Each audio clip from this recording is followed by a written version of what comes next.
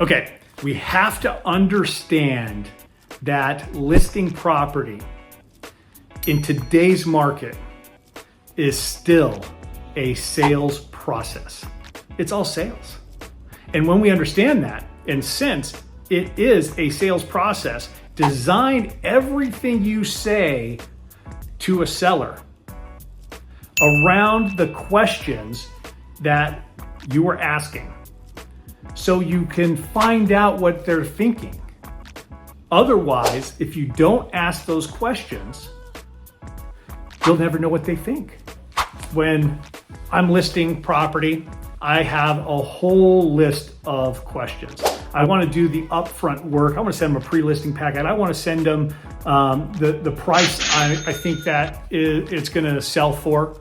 I want to send them a couple different strategies that I would use. So when I go on the listing presentation, they're already thinking that they're going to list with me. Now, if I screw up and I don't say something or I don't ask a question while I'm on that listing presentation to really find out what their motivation is, to really find out where they're moving to really find out their concerns, to really find out how much time they have prior to, whatever could go on, then I may not get that listing. If I'm not asking enough questions, it's a detriment to the sales process. You have to be structured enough and understand that listing property is a sales process. Always remember that the definition of fair market value is what a buyer and a seller are agreeing to. And it's not what everybody else might think. A lot of times it's not what I think. It's not what my seller thinks. It's not even what my buyer thinks in the beginning of the process. That's why it's a sales process, right? So, but ultimately it's a meeting of the minds between a buyer and a seller.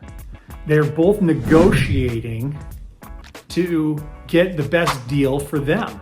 And that's okay. That's why they need a real estate agent. Each side needs a real estate agent to fulfill what they're wanting out of that transaction.